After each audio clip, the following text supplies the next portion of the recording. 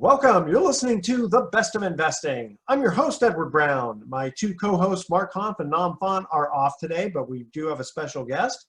Our phone number is 888-912-1190. Use that number to answer the trivia questions for a 5-pack tanning certificate given away during this show. That certificate's not sponsored by the radio station, but by Tan Bella Tanning Salon, with 2 locations in San Francisco and 1 in Marin. Today's trivia theme is miscellaneous trivia. Now, we do have a special guest on the phone, Ruben Greth, who is from Capital Raiser Show, a podcast about raising money for family syndications. Ruben, welcome to The Best of Investing. Hello, California. Yeah, exactly. That's right. Yeah, you're in Arizona. That's right. Yeah, and right now it is 100 degrees here in California, and it got up to like 109 where I live a couple of days ago. How hot is it where you're at? Yesterday it was 110. I don't know what it is today. That's all, but it's dry heat. That's fine. So tell us a little bit about this. So Capital Raiser Show, it's a podcast, and it's about raising money for multifamily syndication. So give us a background. What's going on? Cool. So I started in little multifamily fourplexes back during the crash. Left real estate for a long time, came back, got involved with a syndication group here in Phoenix. We were taking down 90-unit kind of properties down in Tucson. And then, so in the process of me hanging out with them, I started this show. It's called the Capital Raiser Show, which is all about raising money for large-scale multifamily through this thing called syndication.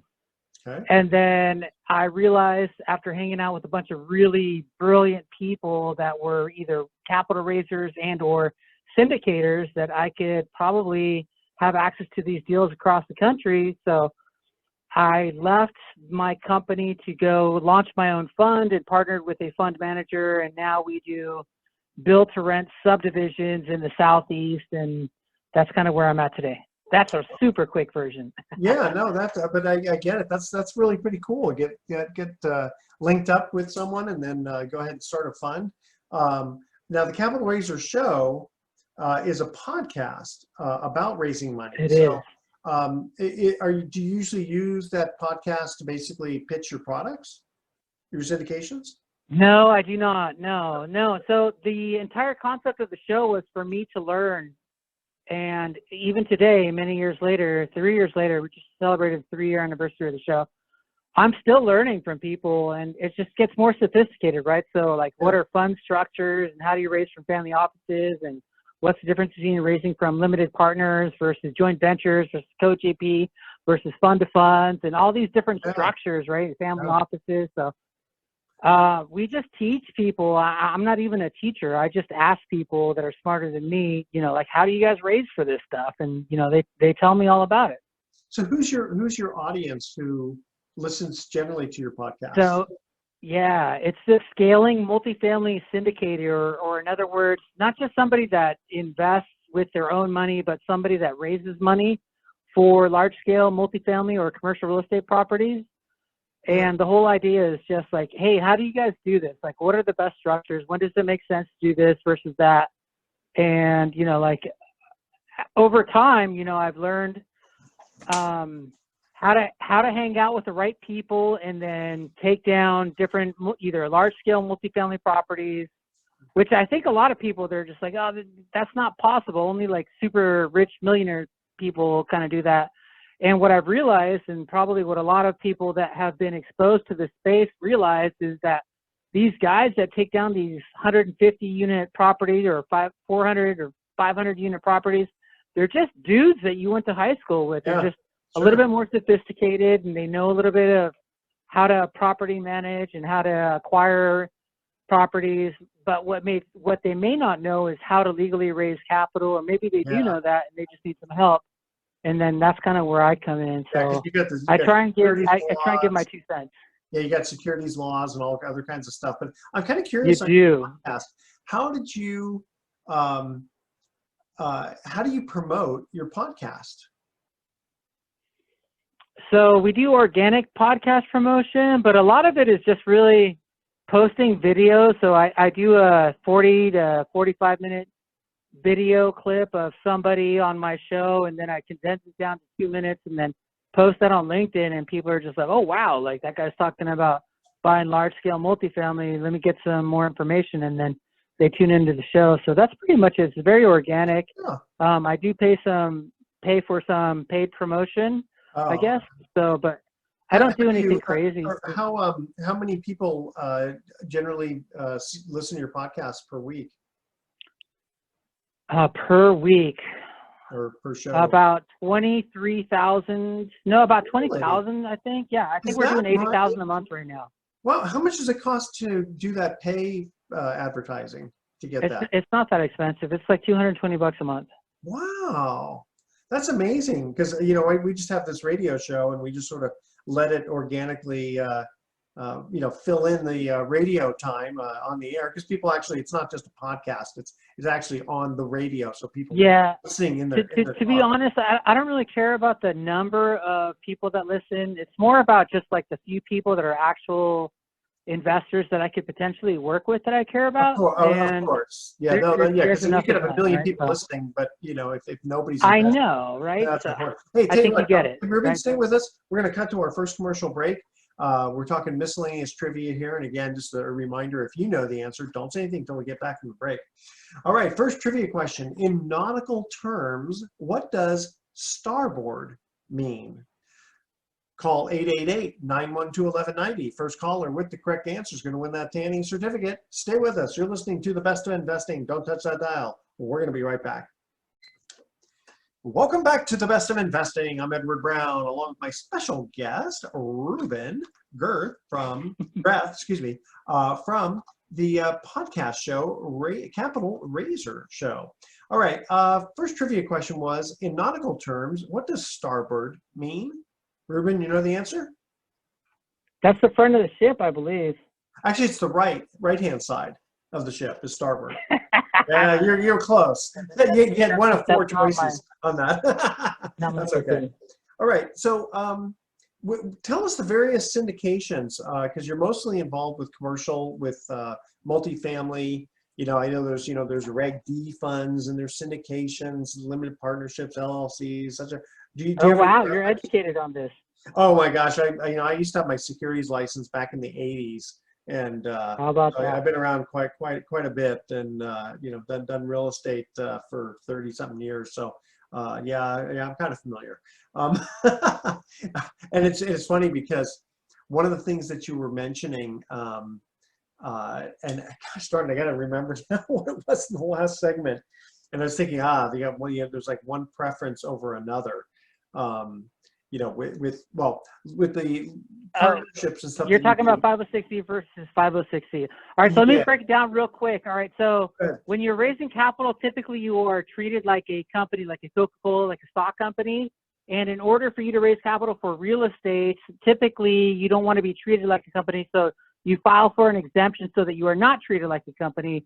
And those exemptions are Regulation D 506B or 506C, which allow you to either raise capital from accredited investors only, or if you do a 506B, raise from only people that you are connected with that are so-called sophisticated investors but don't have accreditation status. Right, so that's the gist of it. And then, are you limited to 35 of those unaccredited?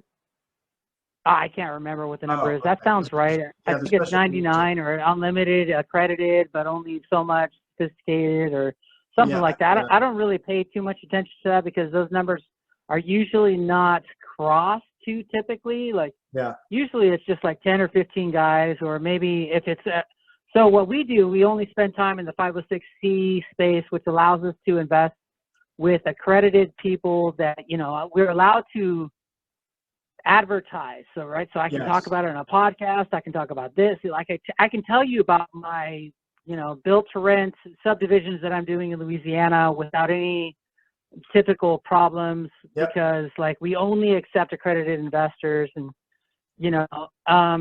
there's these other regulations, which are like what Grant Cardone uses, which is Regulation A, or there's also Regulation Crowdfunding or Regulation A+. And I don't even know what all of those things mean because I only spend time in two categories, which is 506B and 506C, which basically means that I create a private placement, or in other words, some kind of an offering for a specific purpose vehicle or a specific project, right? And I just raise for that, and then I'm typically either done unless I create a fund, which is a whole nother ball game, but it's not too complicated. But that's kind of what I do, right? So I think what the main point here that I'd like to express is that a lot of people don't even realize that these private placements exist, that you as a regular dude that lives in Los Angeles or San Francisco can invest into these institutional grade multifamily projects that consist of 400 units or above, you know, because most of the time people think that only millionaires do that, but regular guys that are in the tech space can invest with us, you know, so they have access to this. So on your typical one, how many of these different syndications have you put together? 6. I've participated in 6, so I think I'm still a beginner. Okay, well, yeah, that's fine. What's your minimum investment? Typically in my industry, the multifamily syndication industry, the minimum is 50,000, but you can adjust that number based off the operator's discretion, right? So some people, if they can, you know, accept less, or tell people, hey, it's, you know, $100,000. It's up to them, or whatever they want to do. And do you pay monthly distributions or quarterly, or how do you do your distributions? So it depends on what we're investing in. If it's a multifamily, what we call value add proposition, you know, we are investing into a property that we just need to restore it and rehab it a little bit, and then, you know, we participate in the cash flow. But what I do typically is not that. So we spend a lot of time building, and obviously dirt is not going to cash flow, but it's going to have a very big back end.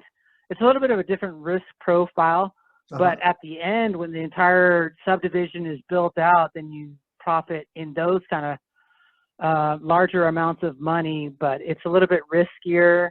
However, it's a lot more lucrative. So, you know, you play the game that you want. If you're building to suit, or do you already have it, you know, basically pre-sold?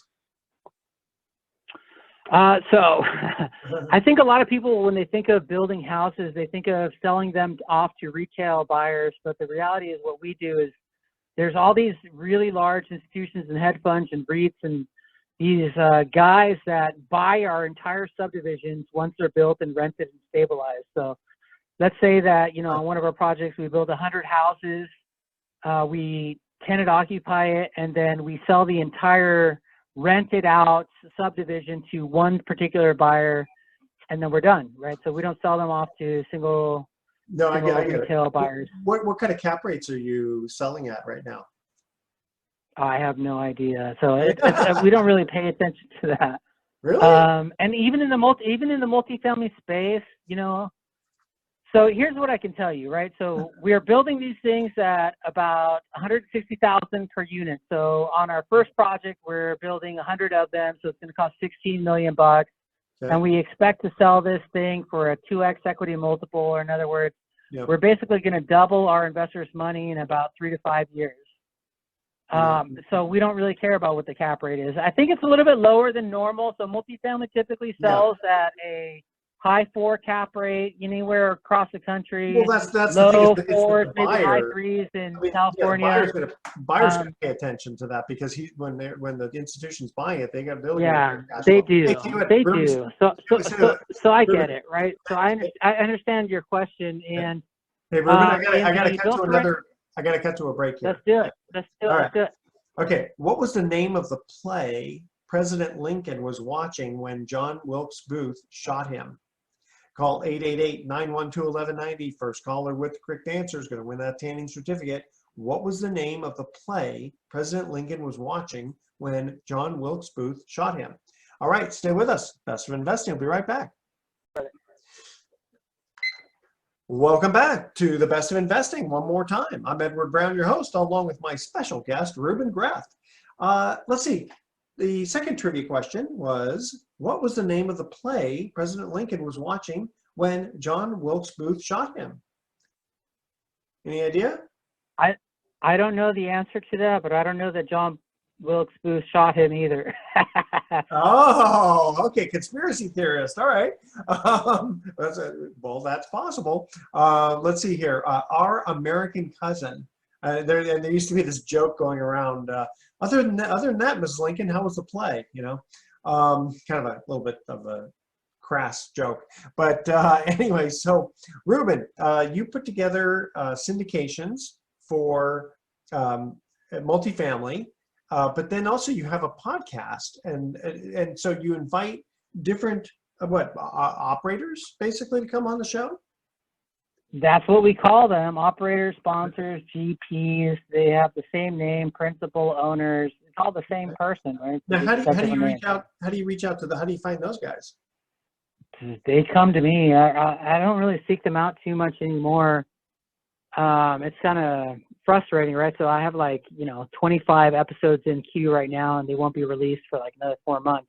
Wow. And this is typically, so it's kind of ridiculous. I have to turn people away at some point, and I only allow people that can speak about capital raising on this show. So a lot of people disqualify themselves right off the bat. Wow. I guess you have to interview them ahead of time to find out what they're going to be talking about. No, I always talk about capital raising, so you can't even come on the show. Well, no, but I guess you're talking about you said that they disqualify themselves. So how would you know unless you said them ahead of time? It's pretty easy because if, somebody comes on and they want to talk about XYZ thing, I don't know, let's just say angel investing or Bitcoin or, all of this, residential single family fix and flip. And I don't know, if they can't talk about raising capital and share with my audience about what it took in their own lives to raise capital for large scale commercial real estate syndications, then they disqualify themselves. So gotcha. Yeah. We want to teach that specific thing. I go to a monthly real estate brokers meeting, and it's for commercial only, 1 to 4 units, and they're very clear: no residential and no land. So guys get up there and they pitch. Okay, we've got this Starbucks triple net lease property for sale. Such and such. But okay, very interesting. Now, when you put your syndications together, what kind of front end load is there for the investor? What kind of what? Front end load. So if I put $100,000 front end load, that's a different language than what we're used to talking about. Okay. But typically somebody invests with a $50,000 investment in our what we call private placements, and I think I want to mention this, because I think the majority of the public doesn't understand that they have access to these institutional grade investments. And not necessarily just mine, but these fund managers and syndicators are not hanging out on every street corner. So how do you find them? They're very challenging to find at times if you don't know where to look. But if you do know where to look, then they grow off trees, just like blonde women in California. And you just go to a podcast that talks about large scale multifamily real estate, and then every single person that's ever interviewed always gives their contact information at the end. Sure. So these guys are not really hard to find. But the thing is that private placements and investing into these institutional grade investments is not something that's taught in college or high school or typically anywhere. So the only way that you can really find out about this typically is through podcasts, because people typically are not going on radio shows and talking about this particular asset class. No, that's true. But they are readily available if you know where to look. Yeah, in the old days, what would happen is the limited partnerships were put together before they had regs 506 CDs and all that fun stuff. So they put limited partnerships together, and the GPs were charging upwards of 20% to recoup their organization costs. So only 80 cents on the dollar. No, it's not like that at all, right? So, I know it's changed. So typically the fees that a syndicator will charge is 2% acquisition fee. Possibly if they have a vertically integrated construction management, they may charge for that, and they charge for a refinance fee, and they charge for a disposition fee. So when they sell the property, that's when they make money along the way. And you want, as an investor, to pay this And you may say, oh, why would I want to pay that? Well, because if the syndicator doesn't have the ability to pay for the lights in their own organization, then they're going to be screwed. And how, like, why would you want to invest with somebody that's screwed, right? So you want to pay them along the way so that they can make money and stay alive while they're making you money, right? So this is one of the concepts that a lot of people are just like, well, why should I pay fees? But this is why. So how many have you done that have gone full cycle? Let's see. So a 90 unit in Tucson plus, actually that's the only one that's gone full cycle, right? Okay. And then we raised capital for a couple other groups because we consider ourselves a private equity shop, which means that we raise capital for other people, typically in a co-GP structure, which means that we become part owners of the syndicators or operators deals in exchange for raising capital and other ongoing duties. The other thing that we do is we sponsor our own deals in the build-to-rent syndication space, and we're currently building $48 million worth within 2 projects of build-to-rent subdivisions in Louisiana and Alabama. And we're just getting started. We still feel like we're really little. It sounds like it. Hey, Ruben, stay with us. Believe it or not, this goes fast. We got another break here. All right, here's our third trivia question. Our last trivia question is, who won an Oscar as Best Supporting Actor in the 1993 film The Fugitive? Call 888-912-1190. First caller with correct answer is going to win that tanning certificate. Who won an Oscar as Best Supporting Actor in the 1993 film The Fugitive? Stay with us. You're listening to The Best of Investing. Don't touch that dial. We're going to be right back. Welcome back to The Best of Investing. Edward Brown along with my special guest, Ruben Greth. Third trivia question. Who won an Oscar as Best Supporting Actor in the 1993 film The Fugitive? Did you see the movie, Ruben? I can't remember. I'm thinking Harrison Ford and Tommy Lee Jones, but I thought that they were both main actors, so I don't know who the third or supporting actor would be. Okay, you are correct. So take a guess. I can't even remember any of the other actors in that No, you're right. It is one of those actors. So who won Oscar as Best? Oh, well, if it's not Harrison Ford, it's got to be Tommy Lee Jones. Tommy Lee Jones, very good. That's right. Yeah, because Harrison Ford was the main character as the fugitive, and then Tommy Lee Jones. Very good. All right. So listen, I feel like Tommy Lee was pretty into that show, movie too. But, he was, but because the movie's called The Fugitive, you mostly have Harrison Ford being the main guy.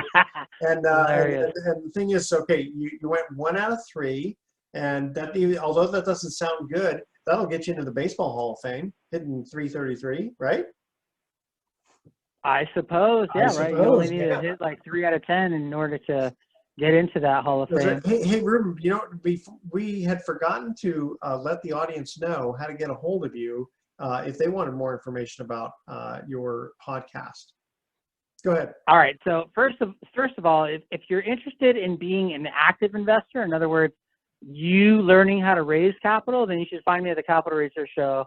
We don't pitch to limited partners or whatever. We're teaching other syndicators and other active investors how to go from flipping houses to invest in large scale multifamily. And there's an incredibly different process for raising capital in that space than there is for small scale multifamily or joint ventures. So that's kind of what we talk about. So I'd say go to the Capital Raiser Show, or if you're actually interested in finding about our deals, you can go to Legacy Acquisitions or follow me on social media at, I don't know, Ruben Greth on LinkedIn or Capital Raiser on Instagram or whatever. Okay, very good. And by the way, I don't know if you know much about Pacific Private Money, who's the main sponsor of the show. So we're going to do close to, if not surpassing, $1 billion this year in mortgages. Rock and roll. Yeah. So we do. Good job. We originate mortgages, and then we package them and sell them to the big boys. The big institutions. Yeah. So we have actually 4 different funds. One of our funds is called the Freedom Fund. That's the one that we package them in tranches of $5 to $10 million. Sell them to, I say Wall Street, but it's not really Wall Street. The big boys, and then we get the money back, put it on the conveyor belt, and do it again. The best part of it. Oh hell yeah! Yeah, and so the way we do it is a 506, I think it is a D fund, because again, accredited investors only, and we can advertise, talk about it on the radio show and all that. The best part of it for the investor is that for putting in our minimum investment, which is 250,000, you get 7%. If you put in 500,000, you get 8%, and if you put $1 million or more, you get 9%. And the best part, there's no lockup. You just, even though the documents say there's a 1-year hold, because all the documents in this kind of security have to say that, we do not charge an early withdrawal penalty. We just ask for 30 days notice. So you can treat it almost like a money market account, except you can't write checks against it. So, you put your money in today, 2 months later, you say, hey, I found this great property I want to buy. I want to cash this thing in. Okay, well, within 30 days, we'll cash it out. So it's a great holding tank for a lot of investors. And again, you do need to be an accredited investor, which the definition is if you're single, you make 200,000 a year. If you're married, you make 300,000 a year.